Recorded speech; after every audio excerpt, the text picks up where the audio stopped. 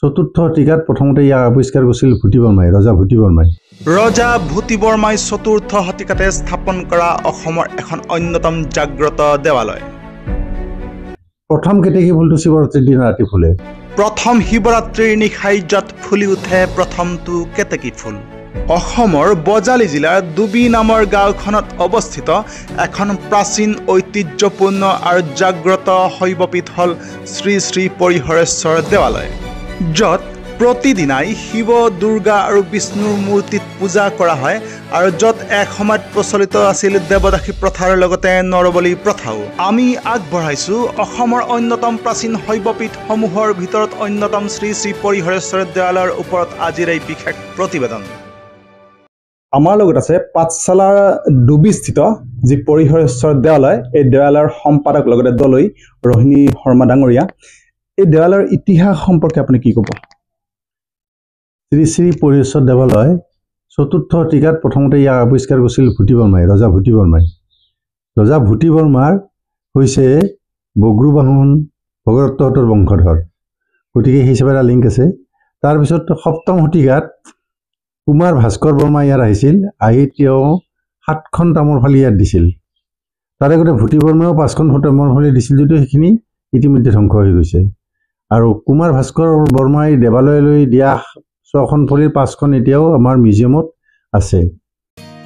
চতুৰ্থ শতিকাতে কেইবাখনো তামৰ ফলি প্ৰদান কৰি ৰজা ভূতি বৰ্মাই স্থাপন কৰিছিলে এই ঐতিহ্যমণ্ডিত দেৱালয়। পৰৱৰ্তী সময়ৰ উদ্ধাৰ কাৰ্যত অৱশ্যে এই তামৰ ফলিসমূহ ধ্বংসপ্ৰাপ্ত হয় আৰু তাৰ পিছত ৰজা কুমাৰ ভাস্কৰ বৰ্মাই নতুনকৈ 6খন তামৰ ফলি দি নতুনকৈ প্ৰতিষ্ঠা কৰে এই দেৱালয়। তাৰপিছত 1660 ইয়ালৈ আহিছিল আহোম ৰজা শিৱসিংহ আৰু তেওঁৰ ৰাণী ফুলেশ্বৰী।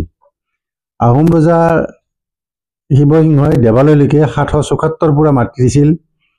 তাৰপিছত বিভিন্ন ধৰণৰ পাইক দিছিল। পাইক মানে মালাকৰ আনিছিল তেওঁলোকে হাজোৰ পৰা, দেৱৰক্ষী আনিছিল দেৰগাঁৱৰ পৰা, আৰু আমাক একচুৱেলি অন্য ৰজাই আনিছিল হেৰিৰ পৰা, কনোজৰ পৰা, আৰু তেওঁলোকে আমাক আনি ইয়াতে প্ৰতিষ্ঠা কৰিছিল, আমাক দলৈ পদ দিছিল ইয়াত।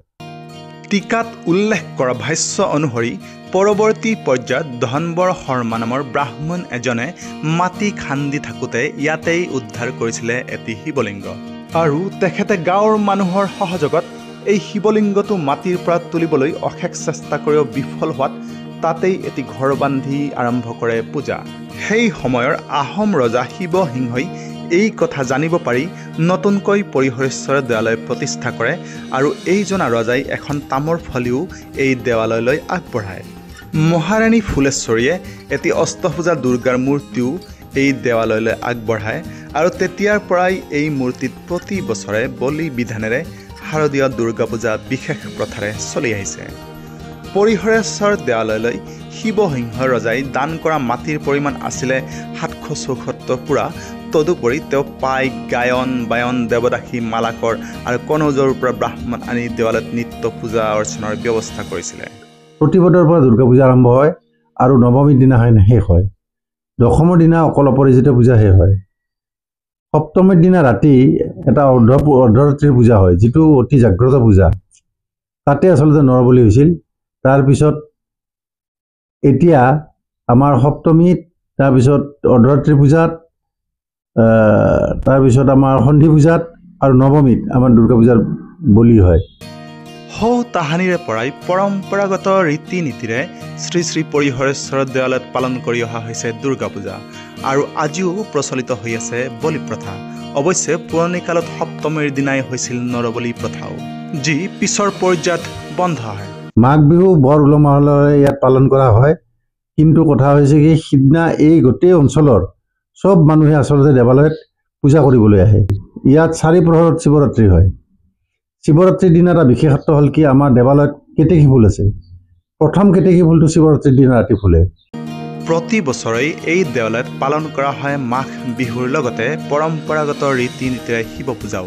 আৰু এই দেৱালয়ৰ বিশেষত্ব হ'ল যে শিৱৰাত্ৰিৰ প্ৰথম নিশাতেই ফুলি উঠে এই দেৱালয়ৰ প্ৰথমটো কেতেকী ফুল।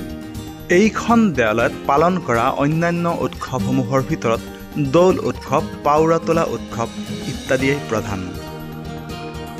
দেৱালয়ৰ আৰু এটা বিশেষত্ব হ'ল দেৱদাসী নৃত্য। এই শিৱসিংহ ৰজাৰ দিনৰ পৰাই এই দেৱালয়ত দেৱদাসী নৃত্য চলি আহিছিল। 1949 চনত বোধহয় ইয়াক বন্ধ হৈছে।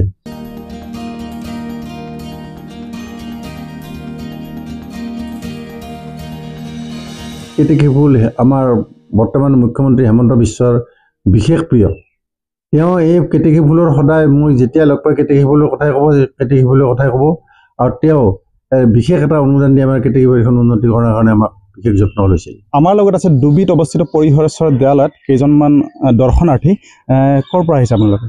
আমি সদৌ অসম উকিল সন্থাৰ আমাৰ ইয়াতে অধিৱেশন এখন আছে আমাৰ পাঠশালাত ভগৱতী ক্ষেত্ৰত, আমি তাত আহিছিলোঁ আৰু পৰিহৰেশ্বৰ দেৱালয়ৰ কথা আমি সদায় শুনি আছিলোঁ, সেইকাৰণে আমি ইয়াতে আজি প্ৰণাম কৰিব আহিলোঁ।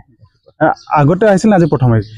আমি শ্ৰী শ্ৰী পৰিহৰেশ্বৰী দেৱালয়ত আজি আমি প্ৰথম আহিছোঁ। যদি দেৱালয়খনৰ বিষয়ে আমি আগৰ পৰা শুনি আছোঁ, কিন্তু আমি অহাৰ সৌভাগ্য হোৱা নাছিল। হয়তো প্ৰভুৱে আমাক ইয়াতে অহাৰ কাৰণে আমন্ত্ৰণ দিয়া নাছিল, আৰু আজি প্ৰভুৰ আমন্ত্ৰণ ক্ৰমেই চাগে আমি আহি আজি প্ৰভুৰ চৰণত আমি সেৱা এটা জনোৱাৰ সুবিধাকণ পালোঁ। আৰু আজি এই দেৱালয়খনত আহি আচলতে কেনেকুৱা অনুভৱ হৈছে? আহি খুবেই ভাল লাগিছে। আগতে আমি শুনিয়ে আছিলোঁ, ইয়াতে অহাৰ সৌভাগ্য হোৱা নাছিলে, আজি আহি খুবেই ভাল পাইছোঁ। আৰু যিহেতু আচলতে পৰ্যটনৰ ক্ষেত্ৰত এইবিলাকে বহুত অৰিহণা যোগায়, গতিকে ৰাইজক কি ক'ব এই দেৱালয়খন সম্পৰ্কে? ৰাইজক ক'ম যে আপোনালোকে ইয়ালৈ আহক, ডুবিলৈ আহক, আহি পেলাই পৰিহৰ মন্দিৰলৈ আহক, এবাৰ চাওক আপোনালোকে কেনেকুৱা, খুবেই ধুনীয়া, ভাল পাব আহি পেলাই। ইয়াতে পৰিৱেশ খুবেই ধুনীয়া, এবাৰ আহি পেলাই দৰ্শন কৰি যাওক মন্দিৰত। ধন্যবাদ। এইবিলাক লোকপ্ৰবাদ বিভিন্ন ধৰণৰ কথা আছে। ডুবি মানে এখন সৰু পাহাৰ আছিল, সেই পাহাৰখন ডুবি যোৱাৰ কাৰণে ইয়াক ডুবি বুলি কয়, কিন্তু এই কথাটোৰ কোনো আমাৰ প্ৰমাণ নাই। ডুবি বুলি পাহাৰ এখন থকা বুলি জনা যায়। তাৰপৰি ডুবিত এটা বস্তু আছে, কি এডাল তাল গছ আছে, যিডাল তাল গছ আৰু হাজোত এডাল শাল গছ আছে। হাজোত এই দুডাল যেতিয়া দেখা দেখি হ'ব, তেতিয়া ইয়াত তলেদি পুষ্পভদ্ৰা নামৰ এটা নদী ওলাই যাব, কাৰণ এই এতিয়া সুপ্ত অৱস্থাত এই নদীটো আছে। এই তাল গছডাল কিমান বছৰ পুৰণি কোনো ক'ব। ইয়াত এডাল বকুল গছ আছে, বকুল গছডাল দেখিলে গম পাব যে ইয়াৰ কিমান বয়স হৈছে। ঠিক তেনেকৈ এডাল প্ৰকাণ্ড বেলগছ আছিল, কিন্তু যোৱাবাৰ কিবা এখন বজ্ৰপাত পৰিল নে কিবা হ'ল, না পানী উঠি পেলাই গছডাল মৰিছে। দেৱালয়ত শিৱসিংহ ৰজাই দিয়া তামোল ফলিখন এতিয়াও দেৱালয়ত আছে, বা সেই সময়ত যি নৰবলি হৈছিল সেই স্বৰ্গখনো এতিয়া দেৱালয়ত আমি মোটামুটি ৰাখিছোঁ, যদিও সি সংৰক্ষিত কৰিব পৰা অৱস্থাত নাই। এতিয়া লাহে লাহে বেয়া হৈ যাব ধৰিছে। এনেদৰেই ৰজা ভূতি বৰ্মাৰ পৰা ৰজা কুমাৰ ভাস্কৰ বৰ্মাৰ দিনলৈ, আৰু তাৰ পিছত ৰজা শিৱসিংহৰ দিনৰ পৰা আজিৰ দিনলৈ বহুতো ইতিহাস, বহুতো কাহিনী, কথা উপকথা বুকুত লৈ এতিয়াও ৰৈ আছে ডুবিস্থিত শ্ৰী শ্ৰী পৰিহৰেশ্বৰ দেৱালয়। অগণন মানুহৰ আস্থা বিশ্বাসৰ ভেটিত সগৌৰৱে থিয় হৈ থকা এই পৰিহৰেশ্বৰ দেৱালয়ে আজিও কৈ যায় মানৱ ইতিহাসৰ বহুতো কথা, মানুহৰ আধ্যাত্মিক চেতনাৰ বহুতো উপকথা। আজিও যেন ভাহি আহে তাহানিৰ সেই শিৱ পূজাৰ মন্ত্ৰোচ্চাৰণৰ শব্দ, দেৱদাসী নৃত্যৰ শব্দ আৰু নৰবলি প্ৰথাৰ ভয়াৱহতা। হয়, ইতিহাসে সকীয়াই, ইতিহাসে ৰিঙিয়াই, ইতিহাসে বহু কিবা কিবিয়েই কৈ যায়।